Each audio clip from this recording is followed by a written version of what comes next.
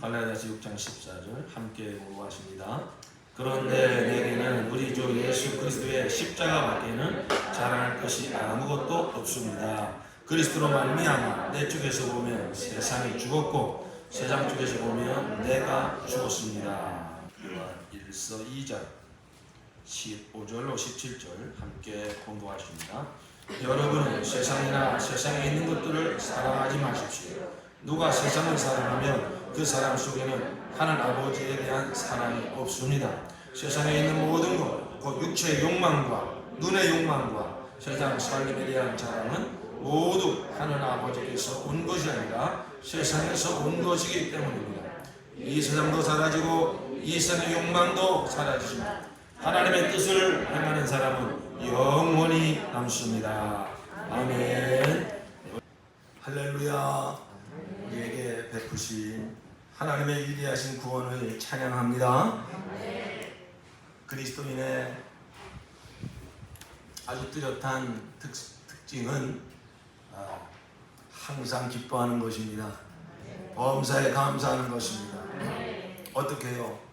우리 주 예수로 인하여, 우리 주 예수의 구원을 인하여, 하나님의 위대하신 구원을 인하여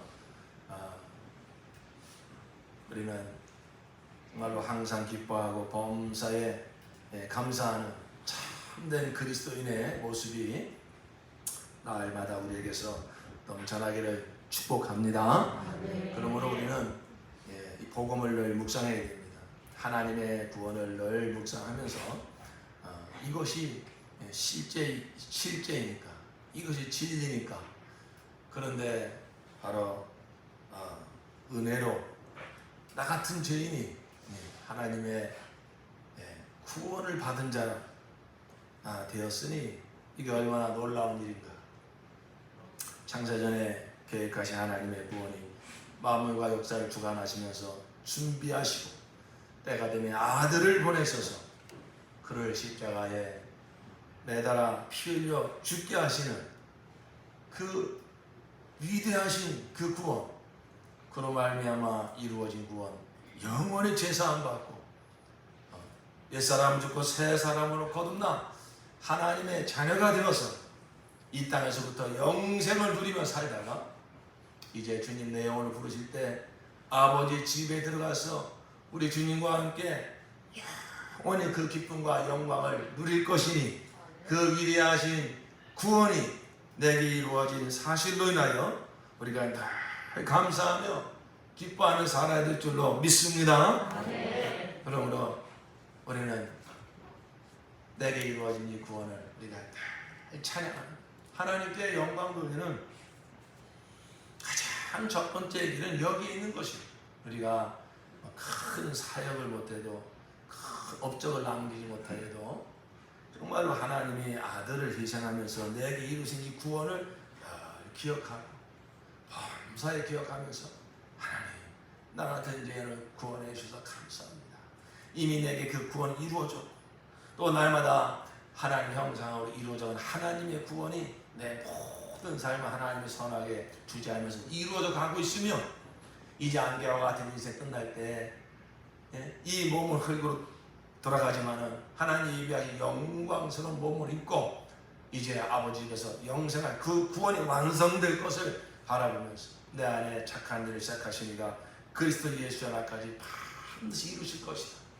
바로 하나님의 지혜로 하나님의 신실하심으로 하나님의 능력으로 예수의 참으로 그 십자가와 부활로 내게 이루어진 구원을 우리가 늘 기뻐하며 감사하며 찬양할 때 우리 하나님께서 영광을 받으십니다. 우리 한번 믿음으로 고백해 봅시다.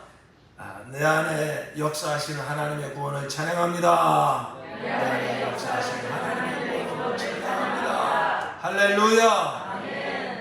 그런데 영혼이 사랑하잖아요. 내 영혼이 막 기쁘잖아요. 뿐만 아니라 이제는 우리는 이렇게 공동체를 하나님이 주셨어요. 가정 공동체, 우리 교회 공동체를 주셨어요. 그래서 우리가 어떻게 형제자매를 사랑할 수 있을까?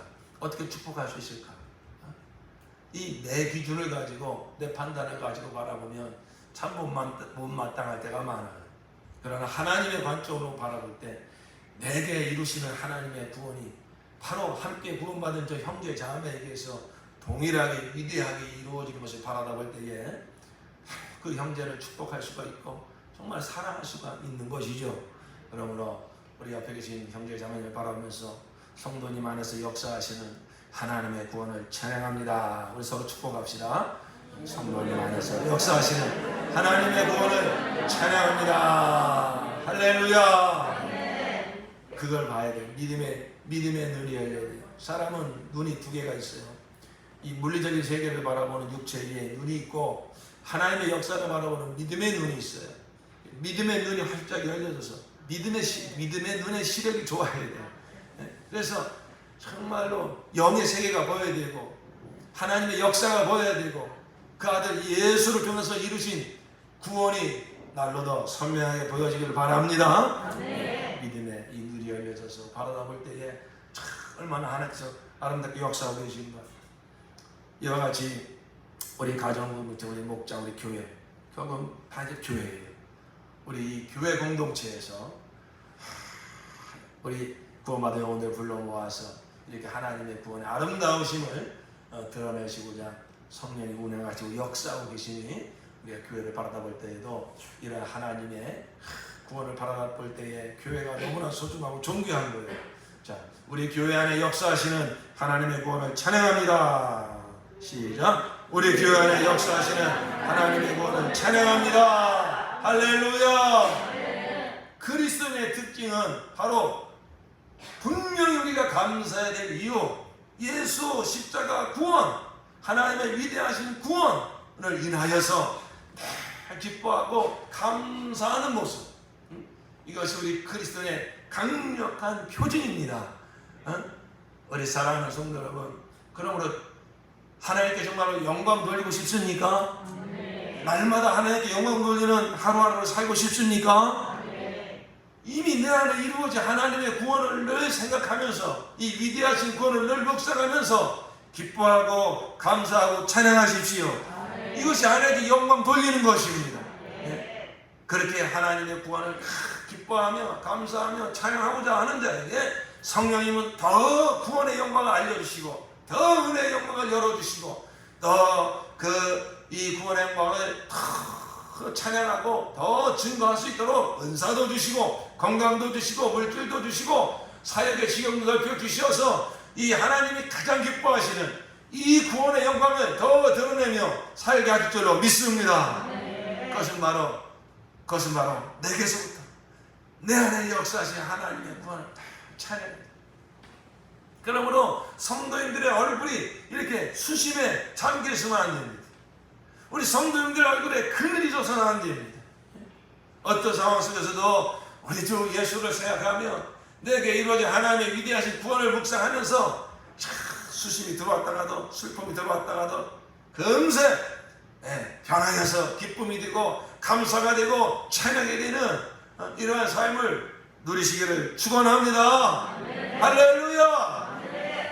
우리가 이렇게 구원받은 하나님의 백성들이 근심하고 우울해하고 수심에 잠기고 자기 연민에 빠지고 그것을 또 하나님을 아주 마음을 아프게 하는 거예요. 그리고 누구를 즐겁게 하는 거냐면 마귀를 즐겁게 하는 겁니다. 마귀가 하는 짓은 오직 한 가지밖에 없어요. 하나님의 이 구원을 쫙 가로막는 겁니다. 또 하나님의 구원을 받은 자, 이 구원의 날마다 기뻐하며 감사하며 찬양할 때마다 이 구원의 역사가 이루어지는데 그것을 못하게 만드는 겁니다. 구원받은 하나님의 백성이라도 마귀는 포기하지 않습니다. 하나님의 구원을 보지 못하게 만들고 보이는 세상을 바라보고 보이는 사람만을 바라보고 또 옛사람의 어떤 그러한 생각을 자꾸 떠올려서 시험 들게 하고 우울해하게 하고 그저 원망하게 하고 불평하게 하고 그러니까 우리가 그런 마귀의 속임수에 넘어가서 기쁨을 잃어버리고 감사를 잃어버리고 저 내 입에서 원망과 불평과 저 판단과 저 우울함과 이런 것이 나오면 성령님은 얼마나 근심하십니까? 성령을 근심시키지 말라 그랬잖아요. 성령님이 언제나 기뻐하시겠습니까? 성령님이 우리 안에 왜 오셨습니까? 하나님이 그 아들을 통해서 이루신 구원을 더 깨닫게 하시고 생각나게 하시고 기뻐하고 증거하고 찬양하게 하시려고 성령께서 우리 안에 오신 줄로 믿습니다. 성령님이 가장 기뻐할 때는 그때예요. 내게 이루어진 구원을 막 기뻐하고 감사하고 찬양하고 견딜 수 없어 나가서 막 증거하고 이것을 막 전할 때 성령님은 얼마나 우리 안에서 기뻐하냐. 그러니까 우리 영혼이 막 기뻐하는 게 느껴지잖아요. 그죠? 성령이 내 영과 함께 막 기뻐한다. 그러나 우리 구원의 기쁨을 잃어버리고 또다시 옛사람의 그 관점으로 돌아가서 세상의 풍속에 사로잡혀서 먹고 있고 마시는 것으로 사람의 말 때문에 뭐 이런 먹고 사는 염려 때문에 근심하고 염려하고 우울함에 빠질 때 성령님은 얼마나 근심하죠. 마귀는 기뻐하는 거야. 마귀는 기뻐하는 거야. 여러분 하나님을 기쁘시게 하고 싶습니까? 마귀를 기쁘게 하고 싶습니까? 네? 여러분이 기쁨을 잃어버릴 때, 이 구원의 기쁨을 잃어버릴 때 성령은 근심하시고 마귀는 기뻐하는 거예요. 그러니까 여러분 하나님을 기쁘시게 하는 거 뭐 큰 역사를 뭐 이루지 못한다 할지라도 하루 20시간 내내 우리가 하나님을 기쁘시게 하고 하나님을 영화롭게 하시는 길이 있다 이거요. 내게 이루어진 하나님의 구원을 복음으로 묵상하면서 지금 우리 교회를 통해서 십자가 복음이 계속 선포가 되고 있는데 이 십자가 복음을 묵상하면서 이게 진리잖아요. 성령께서 거기에 기름 부으시니까 갑자기 내 영혼에서 기쁨이 막 솟아오르고 감사가 솟아오르고 견딜 수가 없어. 다른 사람들이 오면 또 덕이 안 되니까 화장실에도 찾아가서 막 두 손 들고 할렐루야 찬양하고 싶고 견딜 수 없어. 내 옆에 있는 그 영혼에게 예수님이 당신을 위해서 십자가에 피 흘려 죽으셨습니다. 성령의 감동함이 있어 전할 때는요 강력한 능력이 있는 거예요. 그 영혼이 막 그 한마디 말에 확 빨려 들어가는 거예요. 네. 이럴 때 바로 하나님이 영광을 받으시고 또 내 영혼에 넘치는 기쁨이 있어요. 그러므로 사랑하는 성도 여러분 정말 기쁨을 잃어버리지 마십시오. 이 구원의 기쁨을 잃어버리지 마십시오. 여러분 먹고 사는 문제 때문에 여러분 이 세상 살이 때문에 절대 근심과 염려와 우울함에 빠지지 마십시오. 그것이 바로 성령을 근심시키는 것입니다. 그러면 우리는 내게 이루어진 구원을 인하여서 항상 기뻐하며 범사에 감사하며 사시기를 예수 이름으로 축원합니다.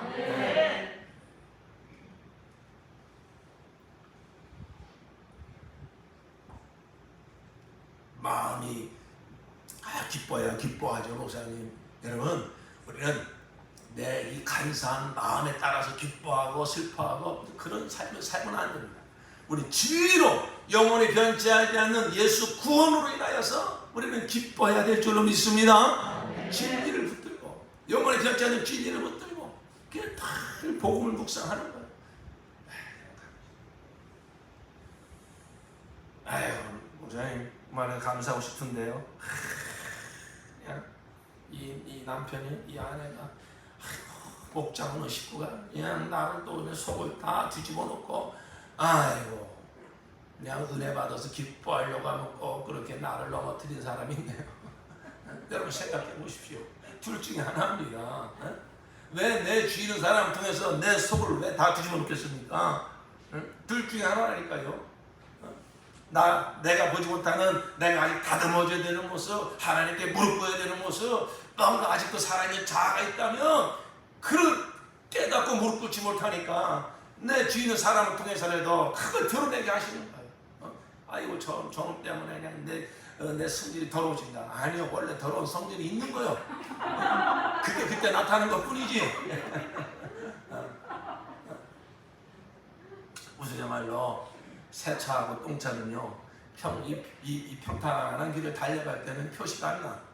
근데 이 오르막길을 올라갈 때는 표시가 나는 거예요. 세차는 올라가지만은 이 똥차는 그냥 그제서 이제 막 길거리고 중간에 막 멈추고 그런 거예요. 힘들고 어려운 일을 만나보면 나를 힘들게 하는 사람들을 만나보면 내 속에 아직 처리되지 않은 자아가 그때 드러난다니까요.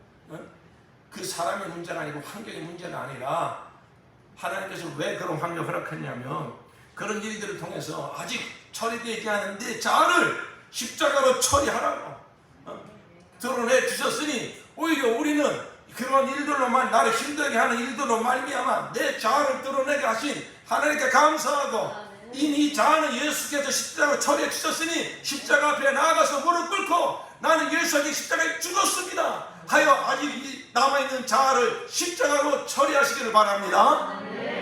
그러니까 힘들고 어려운 일만 더 감사하는 거예요. 또 한 가지는 뭡니까? 복음 때문에 받는 고난이 있어요. 예수 이름 때문에 받는 고난이 있어요. 내가 믿음을 지키려고 하니까 또 악한 마귀는 그 믿음을 타협하게 만들고 쓰러뜨리려고 또 내 주위에 있는 사람들을 통해서 나를 시험들게 하고 속을 막 뒤집고 그렇게 공격하는 유익한 고난이 있습니다.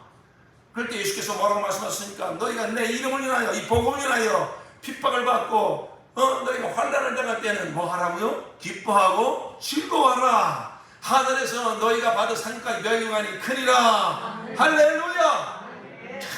그렇잖아도 예수의 고난에 동참하고 싶은데 내가 이 믿음을 지키고 이 복음의 진리를 잘 때에 이렇게 다가오는 어떤 환난과 핍박이 있다면 예수 믿는 게 이렇게 힘들구나, 믿음을 이렇게 힘들구나, 그냥 늦게 예수 믿을 것 이렇게 할 것이 아니라 내가 복음과 함께 고난을 받을 수 있는 기회를 주시고 내가 이 믿음으로 이 시련을 받게 하셨구나, 기뻐하고 즐거워하자.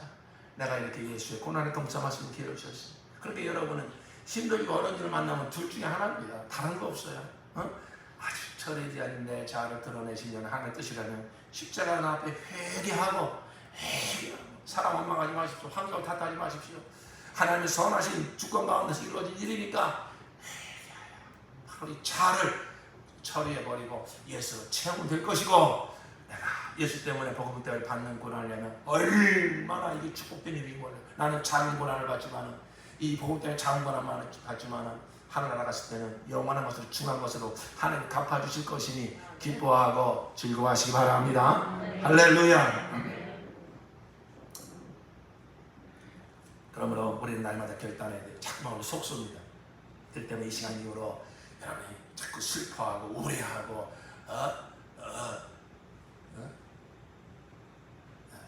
우리 예수 믿는 사람들은요 사춘기도 없어야 되고 갱년기도 없어야 돼요. 그것이 나를 막 덮치려고 할 때에 그보다 더 큰 능력, 그 모든 것을 이기게 하는 예수 그리스도의 구원을 기뻐하면서 정말 이 모든 상황들을 넉넉히 이겨할 수 있기를 축원합니다. 예, 그 슬퍼하면 지는 거예요. 두려워하면 지는 거예요. 원망하면 지는 거예요. 불평하면 지는 거예요. 그 순간에 성령은 근심하시고 마귀를 바꾸십니다. 우리가 어떻게 구원받은 하나님의 백성으로서 마귀를 기쁘게 하는 삶을 살 수 있겠냐고요. 아주 우리는 좀 거룩한 이 자존심을 가지고 내가 뭐 큰 일을 못한다 할지라도 이 순간만큼 내가 하나님을 기쁘게 시켜 하나님을 영화롭게 해야지. 마귀야 내가 이런 일로 말미암아 나를 우울하게 만들고 나를 근심시키고 나를 넘어뜨리려고 하는구나. 내가 이전에는 속았지만 다시는 속지 않는다. 이 보이는 것으로 들리는 것으로 내 어떤 자존심을 건드리면서 나를 쓰러뜨리려고 우울하게 만들려고 들어온 더러운 귀신아, 이 사탄아, 예수 이름으로 명하는 내게서 떠나갈지어다.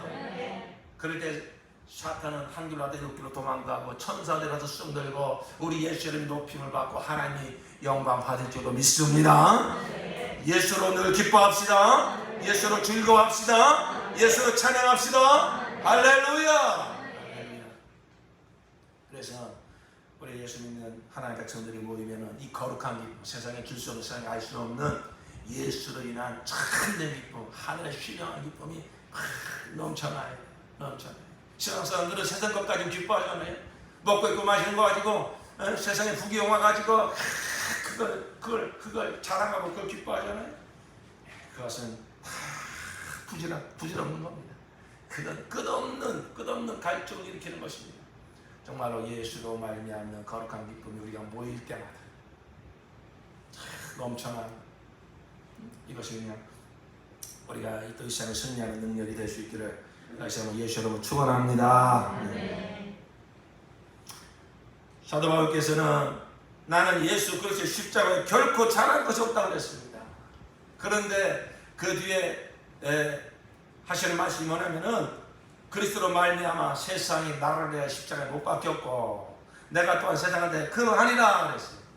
그가 예수의 십자가를 정말로 자랑하는 이유가 한두 가지가 아닌데 우리는 그래서 지금 십자가의 복음을 계속 묵상하고 있는데 오늘은 이 후반부에 하신 이 말씀을 우리가 생각해 보고자 합니다. 예수 십자가를 자랑하는 이유 중에 하나가 뭐냐면은 세상이 죽었다는 거예요. 세상이 내가 예수와 함께 십자가에 못 박혀 죽을 때 예수가 십자가에 죽을 때 나는 예수와 함께 연합하여 죽었어요. 그런데 그때 모두 함께 그때 죽었다고요? 세상도 죽었다는 것입니다. 여러분 세상이 나에 대하여 죽은 것이 기쁩니까? 아무도 안 기쁘신가 보네. 이거 좀 심각한 문제인데. 여러분 세상이 나에 대해 죽었다는 거 이게 무슨 말씀인가? 또 내가 세상에 대해 죽었다는 게 무슨 말씀인가? 사도 바울은 이걸 아주 기뻐했어요. 그래서 내가 십자가를 자랑한다고 그랬어요. 이게 무슨 말씀인가? 어느 말씀을 우리가 잘 한번 들어봅시다. 사도 바울은 세상적으로 자랑할 것이 한두 가지가 아니었습니다. 그는 이스라엘 사람이요 히브리인 중에 히브리인이요 베냐민 지파에 속한 사람이요 8일 만에 할례를 받은 사람이요 율법의 지식에 능한 사람이요 또한 열심히 율법을 지킨 사람이요. 그래서 그는 세상적으로나 학문적으로나 종교적으로 자랑할 것이 아주 많은 사람이었습니다. 그런데 그가 예수님을 만나고 나서는 그 모든 것을 다 배설물로 버립니다. 그리고 내가 자랑할 것은 오직 예수 십자가밖에 없습니다.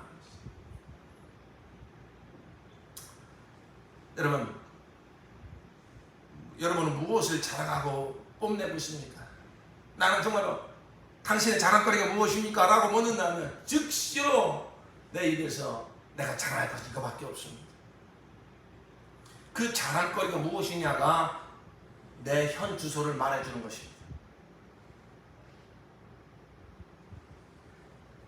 진정한 그리스도인이라면, 진정 예수를 만난 사람이라면, 진정 예수를 저 벳세다 광야가 아니라 죽은 나사로가 걸어 나온 그 자리가 아니라 십자가에서 만난 사람이라면, 그래서 내가 정말로 죄인인 것을 깨닫고 예수를 구주로 영접한 사람이라면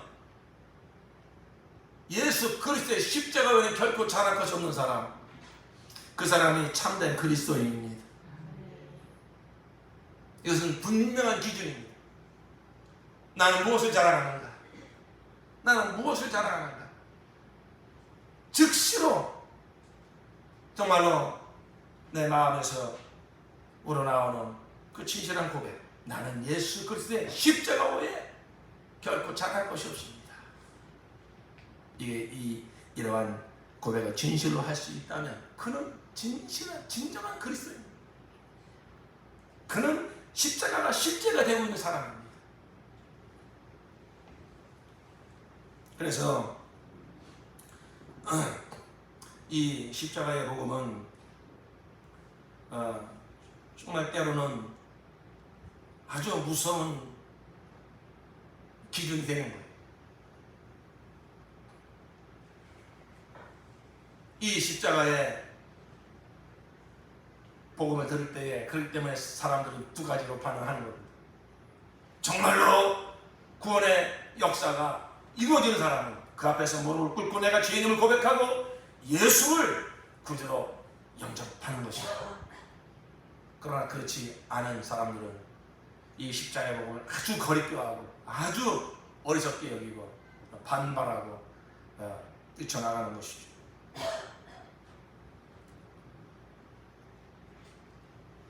그러므로 사랑하는 성도 여러분, 여러분의 믿음을 정말로 점검하십시오. 아주 분명한 기준입니다. 나는 정말로 예수를 자랑하는가? 예수의 무엇을 자랑? 예수에 대한 십자가를 자랑하는가? 예수의 십자가 외에 나는 결코 자랑할 것이 없는 사람입니다. 분명히 구원을 받고 예수 십자가 영광이 내 영혼에 있음에도 불구하고 정말로 그것을 내가 복음으로도 깨닫고 성령을 기름 부음받지 못해서 아직 그 십자가의 복음을 자랑하지 못하고 있는 성도가 있을 수도 있어요. 또는 정말로 예수를 십자가에서 만난 경험이 없기 때문에, 정말 구원받은 경험이 없기 때문에 아무리 예수 십자가 복음을 들어도 그럴듯하고 또 뭐 감사할 것 같으지만은 정말 구원받지 못한 영혼은 예수 십자가를 겪고 자랑할 수가 없어요. 그러므로 우리는 이 십자가의 복음을 계속 들으면서 나는 정말 구원받은 성도가 맞는가, 너무나 분명한 기준이니까 그것을 진실하게 확인하시고, 아직도 내가 예수 십자가를 자랑하지 못하는 걸 보니, 이게 정말로 내 영혼의 자랑으로 나오지 못한 걸 보니 구원받지 못한 거 아닌가. 그렇다면 겸손하게 하나님께 무릎 꿇고 정말로 십자가에서 예수를 만나게 해달라 간절히 구해야 될 것이고, 또 예수 십자가의 은혜를 입어 구원받았음에도 불구하고 정말 이 복음의 능력이 나타나지 못하여 헛된 것을 아직도 붙잡고 헛된 것을 구하고 있다면 이번 기회에 다 그걸 정리해버리고 예수 십자가의 복음으로 충만함을 얻고 예수 십자가의 정말로 전달자 되는 이런 놀라운 역사가 나타나기를 예수님으로 축원합니다. 사도 바울은 이 예수의 십자가를 여러 방면으로 이제 자랑하고 있습니다. 하나님의 지혜, 이런 하나님의 지혜가 어디 있냐? 하나님의 거룩과 하나님의 사랑이 완벽하게 이루어진 곳, 예수의 십자가. 지난주에 들은 말씀처럼 하나님의 놀라우신 사랑, 하나님과 죄인된 나와 화목하기 위해서 아들을 화목제물로 세우시고 그런 십자가에 달려 죽게 하심으로써 바로 이 아들의 피가 너의 모든 죄를 다 사였으니 너는 이 사실을 믿고 내게만 나와라, 돌아오라 부르시는 하나님의 위대한 사랑, 하나님의 오래 참으시면서 찾기까지 내용을 찾으시면서 그 아들을 희생하면서까지 내 모든 죄를 사하시고 하나님과 화목하여 나에게 영생을 주기를 원하시는 하나님의 위대한 사랑, 그 하나님 아버지의 뜻을 이루시기 위해서 우리 주 예수께서는 말씀 육신 되어 오셔서 친히 인생을 사시고 우리 육체 연약함을 친히 다 경험하시면서, 그리고 내가 너의 죄를 그저 속한 걸로 치자 그것이 아니라 실제 그는 우리의 대속물이 되어서 내가 지은 모든 죄를 그가 친히 그 몸으로 다 끌어안으시고 그 죄를 향한 하나님의 거룩한 심판을 다 받으심으로 실제로 나의 죄가 되셔서 나의 대속물이 되셔서 그 죄값을 또 완전히 치르시는 엘라마 사박단 아버지가 완전히 버림을 받으시면서 지옥 음부까지 내려가시면서 내 영혼이 받아야 될 그 영원한 정보를 완벽하게 받아내시는 하나님의 본 예수 그리스도의 십자가,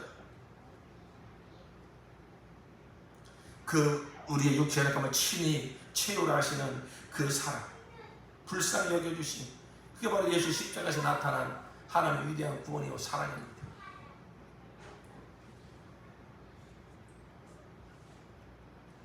어느 자매가 어릴 적에 성폭행을 당했어요. 그래서 세상과 담을 쌓고 집에서 나오질 않습니다. 아주 남자라면 짐승으로도 탑니다. 그 어머니가 너무 이 딸이 가슴이 마음이 아파서 아무리 뭐 설득을 해도 안 돼. 그래서 아주 그냥 어느 하루는 목숨을 걸고 딸아 정말 우리 목사님 한 번만 만나자. 그래가지고 겨우겨우 구슬려서 이제 목사님하고 면담을 하게 됐습니다. 목욕실에 가서 목사님과 면담을 할 목사님께서 그 자매를 향한 하나님의 사랑을 이야기를 합니다. 그러나 전혀 귀에 들어오지 않습니다. 마침 그 목욕실 벽에 십자가가 걸려 있었어요. 거기에 예수님이 이렇게 달려있는 그 십자가가 이렇게 걸려 있었어요. 그래서 이 목사님이 자매님 고개를 들어서 자매님을 위해서 저 십자가에 달리신 예수님을 한 번만 바라보세요. 고개를 들지 않습니다. 한 번만 바라보세요. 자매님은 고개를 들어서 자매님을 위해 십자가에 못 박힌 저 예수님 한 번만 바라보세요. 그러자 이 자매가 하도 상황에 겨워서 고개를 들어서 그 벽에 걸려있는 십자가를 바라보더니 고개를 금세 확 돌립니다. 그러면서 혼잣말로 뭐라 그러냐면 예수님도 남자네. 아주 남자라면 이제 끔찍한 겁니다. 그런데 예수님도 남자네. 그러면서 고개를 돌려버려요. 너무나 이 목사님과 영원님 너무나 가슴이 아팠습니다. 또다시 건면합니다. 그렇게 합니다. 예수님은 자매님의 십자가에 피를 죽었습니다. 자매님 다시 한 번만 고개를 들어 십자가 예수님 좀 바라보세요. 또 하도 건면하니까 이 자매가 그 성화에 못 이겨서 다시 한번 고개를 들어 예수님을 바라봅니다. 십자가 예수님을 바라봅니다. 그런데 이 자매의 눈이 확 커지면서 갑자기 눈물이 막 흐르는 거예요. 그러더니 그 십자가 예수님을 계속 바라보면서 이 자매가 하는 얘기가 뭐냐면 예수님도 발가벗었네. 예수님도 발가벗었네. 자기가 발가벗김을 당하고 그 성폭행을 당하고 부끄럽고 그 부끄러운 자신의 그 모습을 누가 안다면, 자신이 그런 존재라는 걸 누가 안다면 누가 나를 인정해 줄 사람이 있겠는가. 나는 완전히 이렇게 버림받은 인생, 나는 부끄러운 인생, 그런 상처를 가지고 살았는데 예수님을 바라보는 순간에 그 발가 벗겨졌다고 하는 그 사실이 너무 충격이 되고 감동이 된 거예요. 바로 그렇습니다. 예수님은 이 세상에 오셔서 우리의 대속물이 되시고자 할 때에 죄로 말미암아 고통을 당하는 우리의 인생을 다 경험하셨어요. 우리의 연약함을 다 경험하셨어요. 그리고 친히 그 몸으로 우리의 모든 죄를 짊어지시고 우리의 대속물이 되어주신 것입니다. 여러분, 예수님의 이 십자가, 하나님의 사랑, 하나님의 위대한 구원, 예수의 십자가에서 나타난 그 하나님 아버지의 그 영광스러운 성품과 우리 주 예수 그리스도의 그 영광스러운 그 인격과 사랑, 이것을 우리가 평생 알아도 다 알 길이 없습니다. 더하여서 이제 사도 바울은 오늘 주신 본문을 통해서 무엇을 자랑하고 있냐면 세상이 나를 위하여 십자가에 못 박혔다. 세상에 죽었다. 나도 세상에 대해 죽었다. 이걸 자랑하는 것입니다.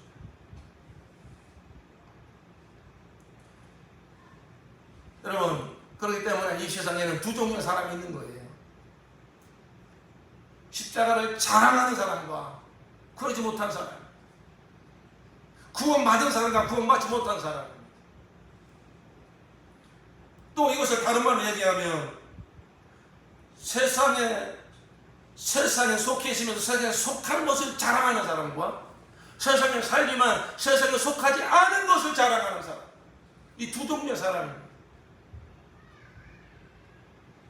내가 세상에 속한 것을 자랑해요. 더 세상에 속하고 싶어요. 세상 걸 더 많이 가지고 싶어요. 세상 걸 더 많이 누리고 싶어요. 이게 세상에 속한 사람이요, 세상을 자랑하며 사는 사람입니다. 근데 또 한쪽에서는 아주 소수의 무리지만은 세상에 똑같이 살아가고 있지만은 나는 세상에 속하지 않은데 자랑스럽습니다. 세상은 나에 대해 죽었습니다. 나도 세상에 대해 죽었습니다. 세상에 속하지 않은 것을 자랑하는 사람, 두 부류의 사람이 있을 뿐입니다.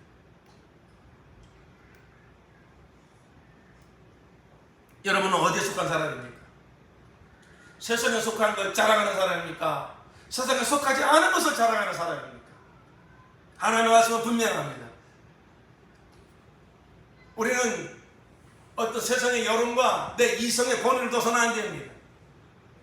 그건 속는 겁니다. 하나님의 계시된 말씀, 성경 말씀에 권위를 둬야 될 줄로 믿습니다. 성경은 분명히 말합니다. 누가 구원받은 사람이냐? 십자가에서 예수를 만난 사람. 십자가에서 예수를 만난 사람은 예수의 십자가 외에는 결국 자랑할 것이 없는 사람이 된다는 거예요. 그리고 그는 무엇을 자랑하냐면은 세상에 살고 있지만 세상에 속하지 않은 걸 자랑한다는 거예요. 이게 성경이 분명히 말하는 구원받은 자와 구원받지 못한 자의 분명한 분기점입니다.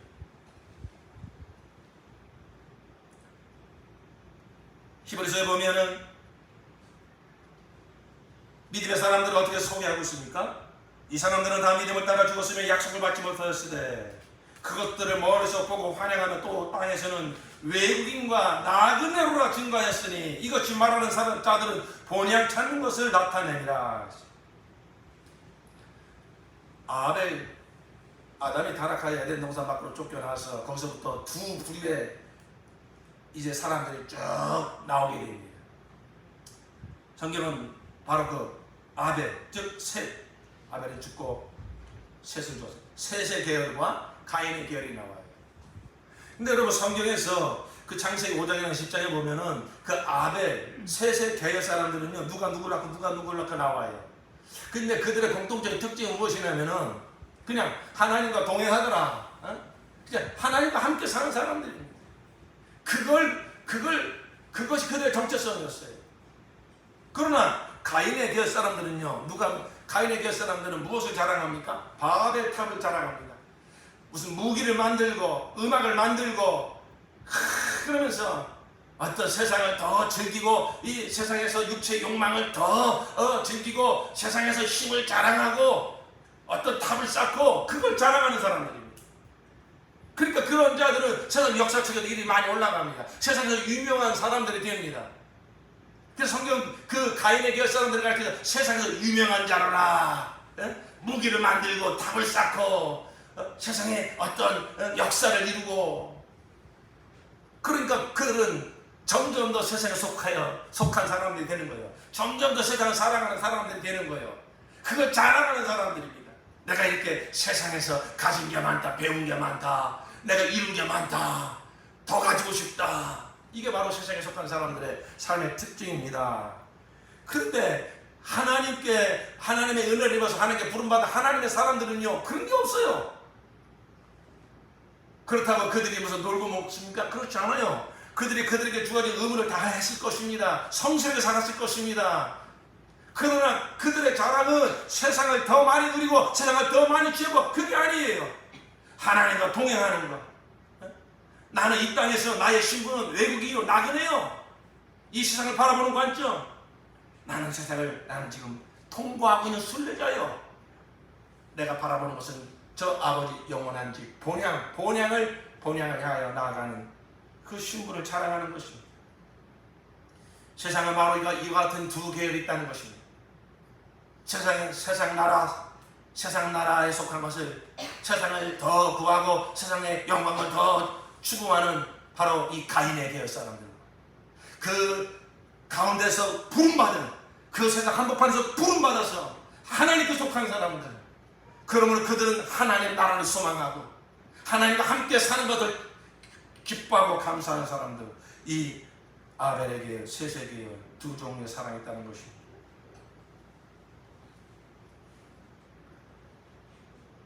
그렇다면 우리가 여기서 분명히 알아야 될 것은 이렇게 성경에서 말하는 세상의 의미가 뭔가, 세상이 무엇이길래 세상에 속한 걸 자랑하는 사람과 세상에 속하지 않은 걸 자랑하는 사람이 이렇게 나눠지는가.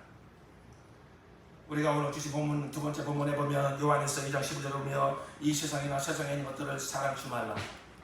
누구든지 세상을 사랑하면 아버지의 사랑이 그 속에 있지 아니하니 이는 세상에 있는 모든 것이 육신의 정욕과 안목의 정욕과 이생의 자랑이니 다 아버지께로 쫓아온 것이 아니요 세상으로 쫓아온 것이라. 이 세상도 그 정욕도 지나가되 오직 하나님의 뜻을 행하려면 영원히 거하느니라. 여러분, 이 성경에서 말하는 세상은 의미가 뭔가 두 가지로 볼 수가 있습니다. 첫 번째는 무엇이냐면은 어떤 물리적인 걸 말하는 게 아니에요. 이건 다 하나님께서 다 만드신 피조물이고 다 하나님 일반 은총으로 모든 세상 사람들에게 다 주고 있는 것입니다. 저 햇빛이나 저 달이나 저 아름다운 꽃이나 이 공기나 이런 물리적인 걸 말하는 것이 아니라 바로 여기서 말하는 이 세상은 무엇이냐면은 하나의 관점이야. 관점, 사고방식 관점입니다. 무슨 사고방식, 무슨 관점? 하나님 없는 관점, 하나님 없는 사고방식, 하나님을 떠나서 생각하고 계획하고 실행하는 모든 사람들의 삶을 말하는 것입니다. 하나님이 빠진 생각, 하나님이 빠진 삶, 하나님이 없어요. 그러니까 거기에는 하나님 없는 자리에 누가 들어가겠습니까? 사람이 들어가는 거예요. 철저하게 인본주의입니다. 철저하게 사람 중심입니다. 우주의 중심에 누가 앉아있습니까? 사람이 앉아있습니다. 모든 것을 다 사람을 위해서 사람 중심으로 사람이 왕이 되고 사람이 지배하고 사람이 경영하는 것. 모든 가치관이 다 누구 중심으로 돌아가느냐? 사람 중심으로 돌아갑니다. 무엇이 없습니까? 하나님이 없습니다. 하나님의 계시된 말씀을 다 무시합니다. 하나님의 계시된 말씀 분명히 하나님이 천지를 창조하셨고 하나님 역사의 주관자이시며 이 세상은 죄와 악으로 가득하며 하나님의 거룩한 심판이 마침내 이 세상에 임할 것이라고 하는 것이 계시된 하나님의 말씀입니다. 그러나 세상은 그걸 무시합니다. 그걸 다 헛된 것으로 여깁니다. 그리고 그들은 어떤 생각을 합니까? 사람의 이 세상의 지혜는 무엇입니까? 이 모든 만물은 저절로 생겨났다. 인간의 만물의 영장이다.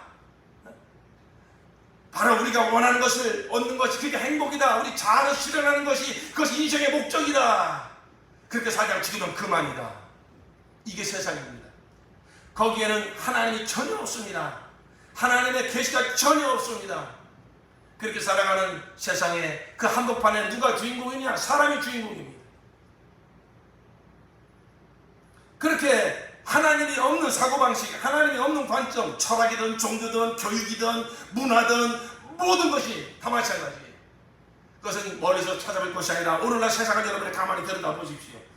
날마다 들리는 뉴스를 가만히 들어보십시오. 정치인들이 정치하는 걸 보십시오. 교육을 보십시오. 모든 세상 사람들의 그 말을 들어보십시오. 저도 아침에 수영하러 운동을 가기 때문에 거기 이제 낙하분에서 또는 거기 이제 사우나에서 아주 저와 동년배들은 또는 나이가 더 드신 평택에 나름대로 유지되시는 분들이 많이 와요. 그러면 제가 듣기 싫어도 듣습니다. 그러면 그분들이 매일 모여가지고 참 이야기를 하는데 다 무슨 얘기일까요? 어젯밤에 어디 가서 또 뭘 먹고 얼마나 맛있는지 모르더라. 당신도 거기 가서 먹어봐라. 어디 가서 골프를 쳤는데 아주 거기 좀 싸더라. 뭐 어쩌더라. 너 자식들이 뭐 하는데. 일상적인 얘기죠. 누구를 할 수 있는 얘기죠. 그러나 거기에는 전혀 뭐가 없으니까 하나님이 없습니다.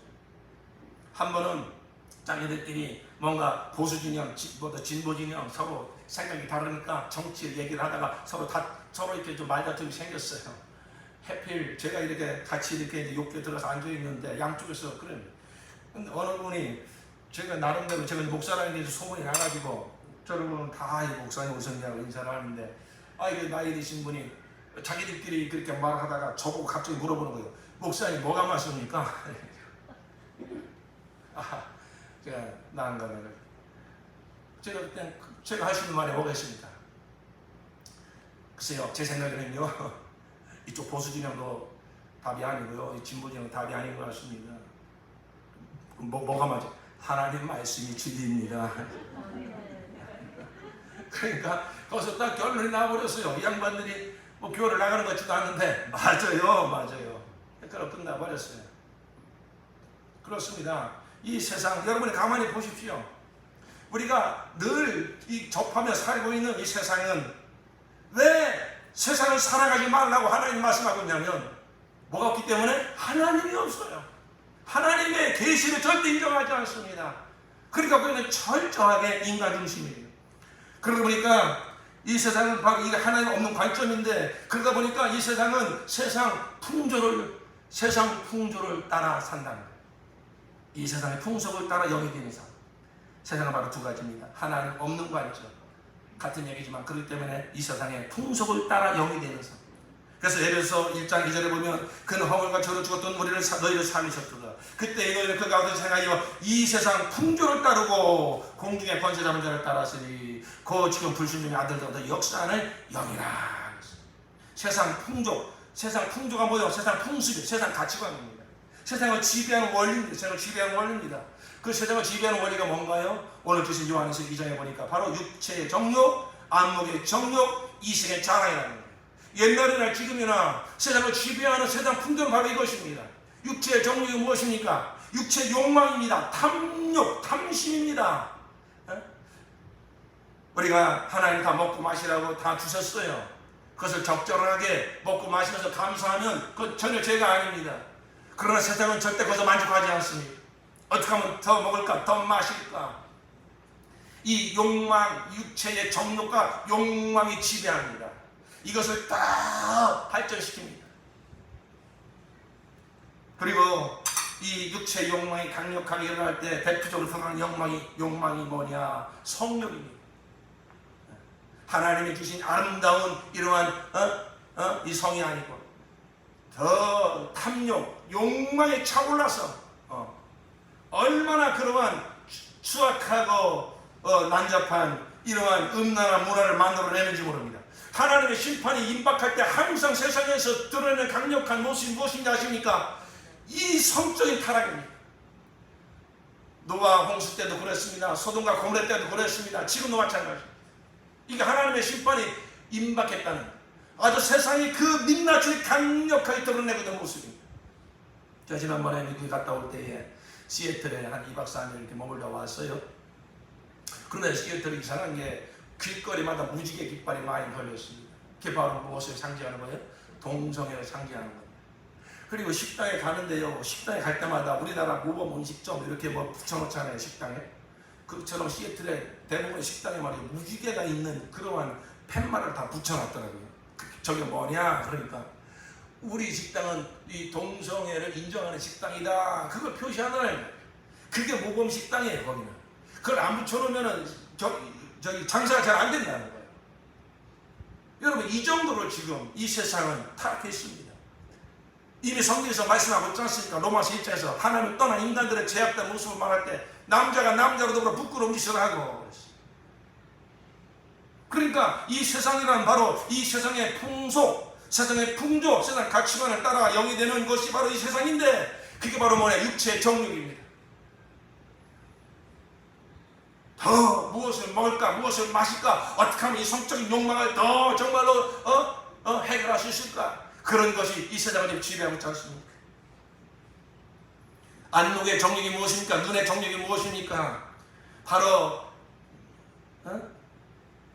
더 나를 좋게 보이려고 하는 것입니다. 외모와 거칠어와 화려함을 숭배하는 것입니다. 체면과 부정직함과 위선을 말하는 것입니다. 모든 것이 외양을 위해서 드려지는 것입니다.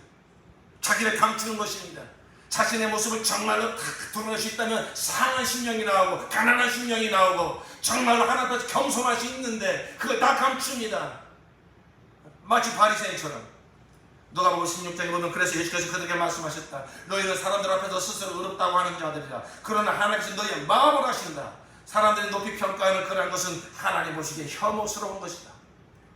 마태복음 23장에 화의 실진들 외식하는 서기관과 바리새인들이여 잔과 대접에 겉을 깨끗이 하되 그 안에 탐욕과 방탕으로 가득하게 하는 것. 얼마나 사람들이 자신의 그 누추함과 추악함과 더러움과 그것을 다 감추고 자기가 무슨 배운 걸 가지고 어떤 외모를 가지고 어떤 학식을 가지고 그런 것으로 자신을 치장하면서 그럴듯하게 보이려고 하는, 이게 바로 뭡니까? 이게 세상 풍조라는 거예요. 이게 바로 세상 가치관이라는 것입니다. 그러면서 이 세상의 자랑이 무엇입니까? 그러면서 위대하고 중요해지기를 원하는 거, 더 인정받기 원하는 거, 모든 사람들에게서 더 내가 높아지기를 원하는 거, 많은 사람들 관심 받기 원하는 거, 이게 바로 세상의 풍조입니다. 이러한 육체의 정욕, 이러한 안목의 정욕, 이 세상의 자랑이 결국은 세상을 이렇게 타락시키는 거예요. 세상이 왜 이 모양 이 꼴이 됐느냐? 다른 그 무엇이 그런 것이 아닙니다. 이 세상이 그렇게 만든 것입니다. 이 세상 풍조가 그렇게 만든 것입니다. 영적으로 오면 바로 그 배우는 세상 임금 마귀가 하나님 없는 세상으로 되게 만들어서 육체 욕망을 계속 부추기면서 안목의 정욕을 계속 부추기면서 이생의 자랑을 계속 부추기면서 서로 물고 뜯고 싸우게 만들고 서로 시기하고 질투하게 만들고 서로 속이게 만들고,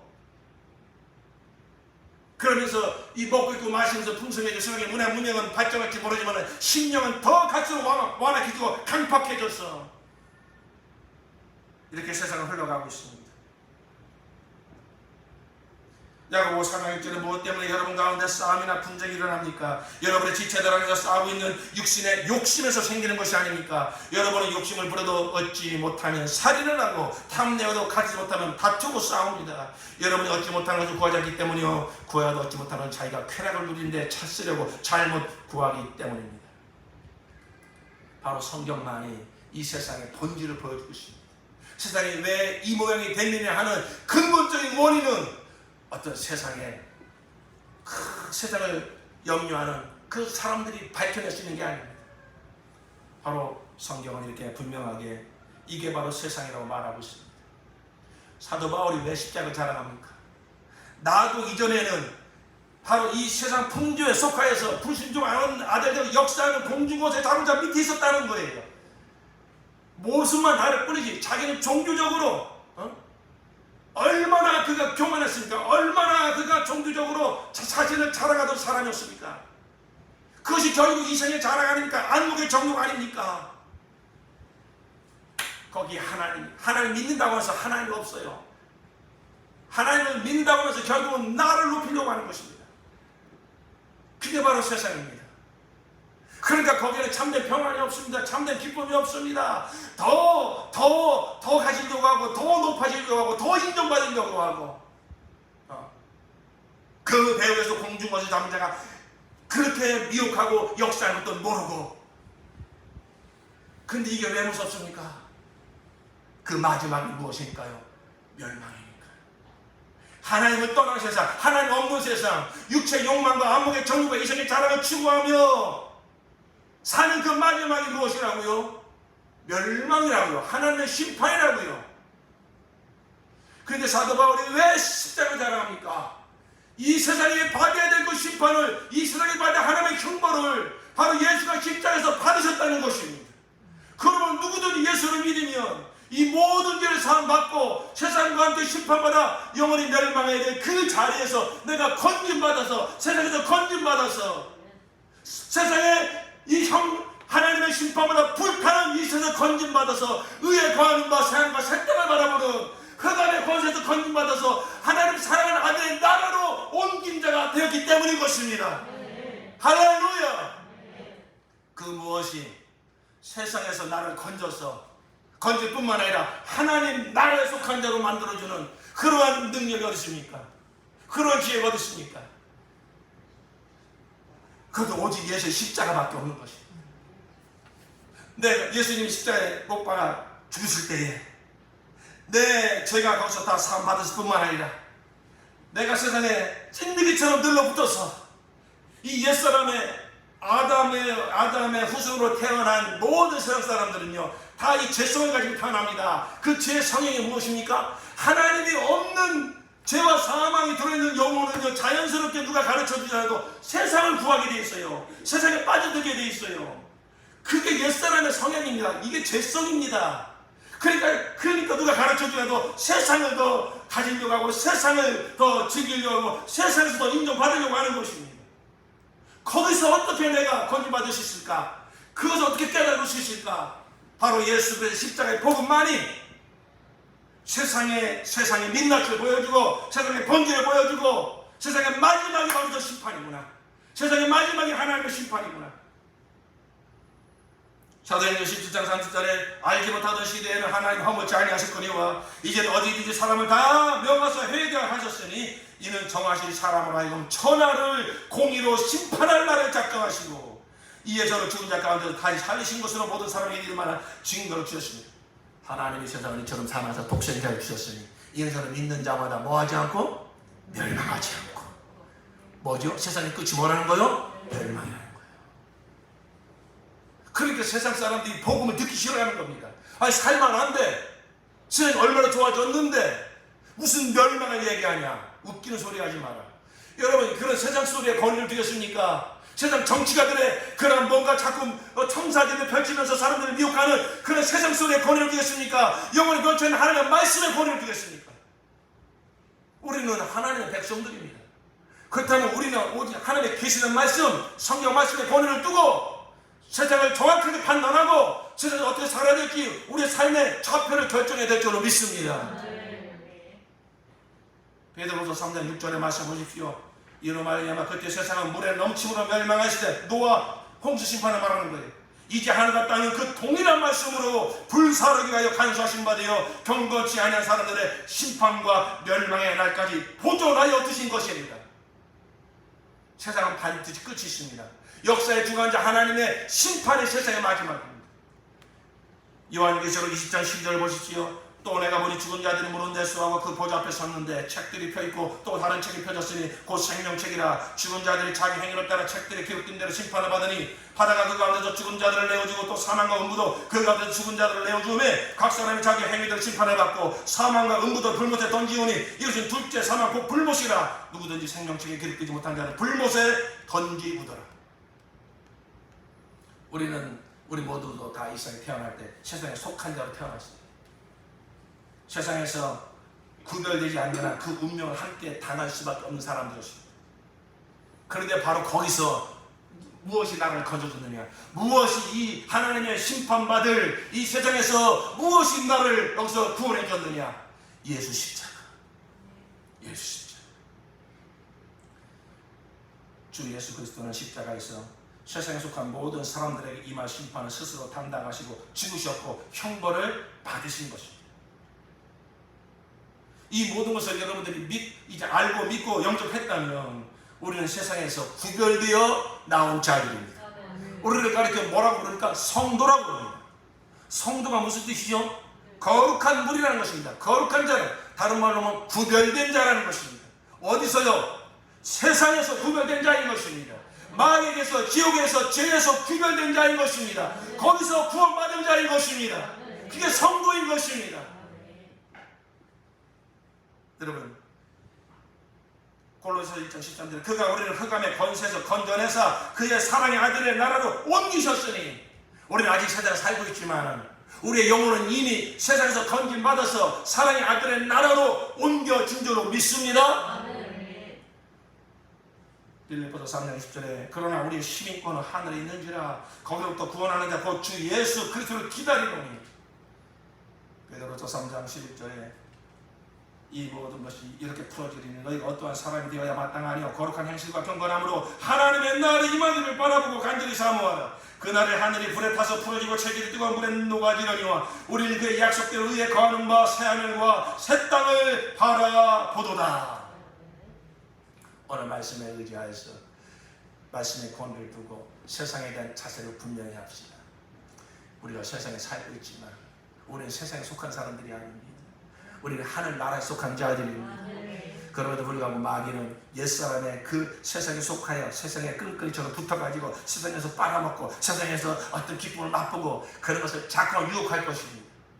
그때 우리는 갈라디아서 5장의 말씀처럼 그리스도 예수의 사람들은 육체의 정과 욕심은 십자가에 못 박았느니라. 이 옛사람의 그 육체의 정욕과 안목의 정욕과 이성의 장을 가지고 우리를 자꾸만 세상을 더 탐하게 만들고 세상을 기웃거리게 만들고 세상을 좀 부럽게 만드는 이런 생각이 올라올 때마다 그 옛사람의 속성이니 나는 육체의 정과 욕심을 이 세상을 즐기던 그 옛사람은 예수와 함께 십자가에 못 박아 죽었노라. 십자가의 능력을 선포하시기 바랍니다. 그리고 여기서 그치면 안 됩니다. 이제 우리 이 땅에서부터 영생을 누려야 됩니다. 하늘의 기쁨을 누려야 됩니다.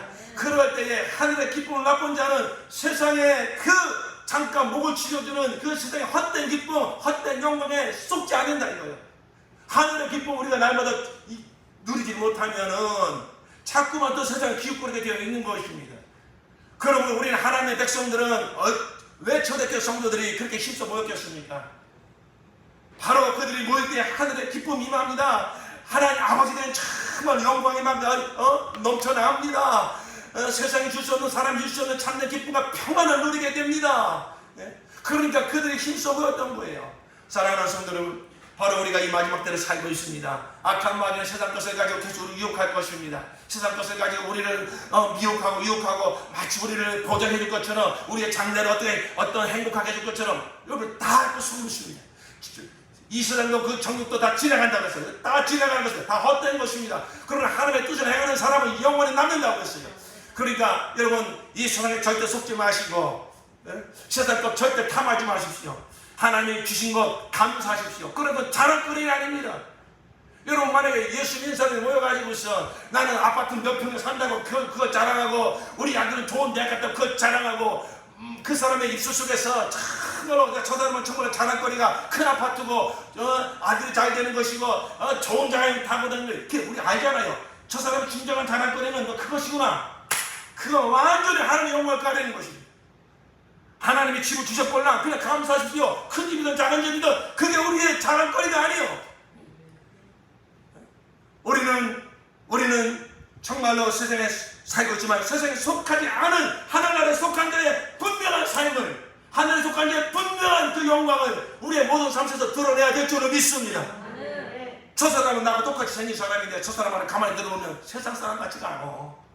세상 사람 같지가 않아. 가진 것이 없어도 배운 것이 없어도 어떻게 저렇게 정말 평안한 분일까? 저렇게 정말 임대 아파트에 저쪽만 방에 살아도 어쩌면 저렇게 당당할까? 어떻게 저렇게 좀 부유할까?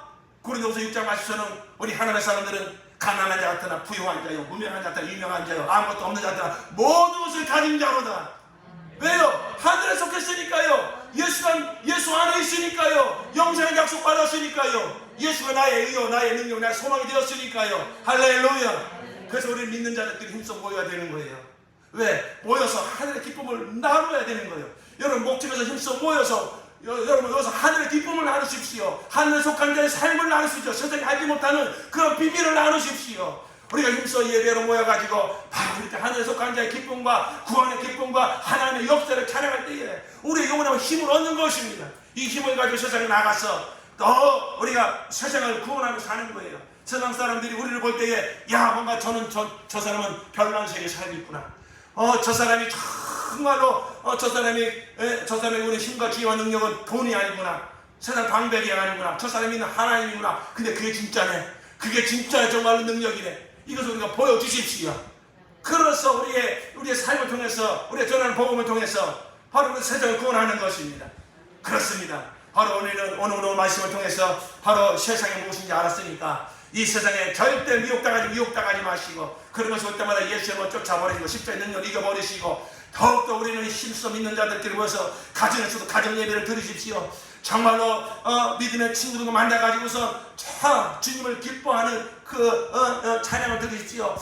또 믿는 자들끼리 모여서 하늘의 소망을 가지고 힘써 전도를 하십시오. 이것이 바로 세상을 이기는 능력이에요. 우리가 이런 정말 하늘에 속한 자가 되었어도 하늘의 기쁨을 누리지 못하고 하나님의 영광을 나타내는 삶이 없다면은 우리는 또 자꾸만 세상에 미혹받을 수밖에 없어요.